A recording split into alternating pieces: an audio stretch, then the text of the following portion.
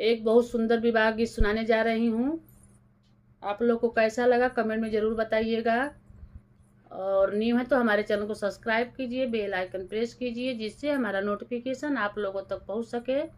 और ज़्यादा से ज़्यादा हमारे वीडियो को शेयर कीजिएगा आप लोग, और अपना प्यार दुलार हम पे ऐसे ही बनाए रखिए। तो चलिए मैं सुनाती हूँ एक विवाह गीत। लाली लाली बखरी उठाया मोरे बाबा, नीचवा के काटा झरोक। मोटी मोटी बखरी उठाया मोरे बाबा, नीचवा के काटा झरोक।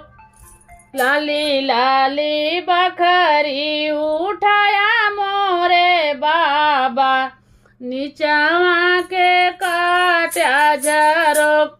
मोरे पीछे वरवारे सोनारा ठोकरवा, बेटी जोगे गड़ी देहु सोन। मोरे पीछे वरवारे सोनारा बेटुआ, हरवा गड़ऊ बेटी जोग। ओढ़ी पहिरी बेटी चौके बैठली, बर नैना ढूढ़े लायास। ओढ़ी पहिरी बेटी चौके बैठली, भर नैना ढूढ़े लायास। किया तुअरा बेटी हो अनधन कम भइल, किया रे रामैया बर छोट। किया तुअरे बेटी हो अनधन कम भइल, किया रे रामैया बर छोट। नाही मोरे बाबा हो अनधन कम भइल, नाही हो रामैया बर छोट।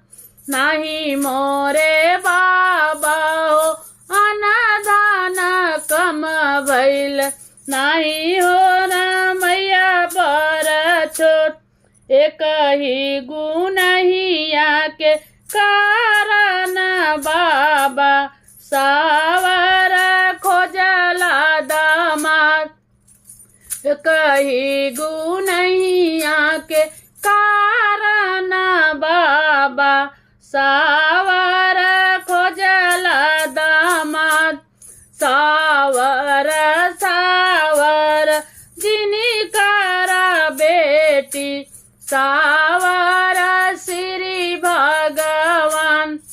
सावर सावर जिनकारा बेटी, सावर श्री भगवान। सवरे के मात तिलक भल सोहे, उह हउँ दुलरू दामाद। सवरे के मात तिलक भल सोहे, उह हउँ दुलरू दामाद। कवन गुनाह कैली मोरे बाबा, सावर खोजल दामाद।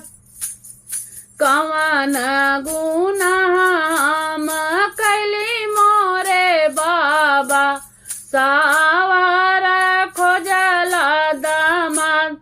सावर त हवा बेटी दुनिया के मालिक, जिक्रे कांधे सोहले धनुष। सावर त हवा बेटी दुनिया के मालिक, जिक्रे कांधे सोहले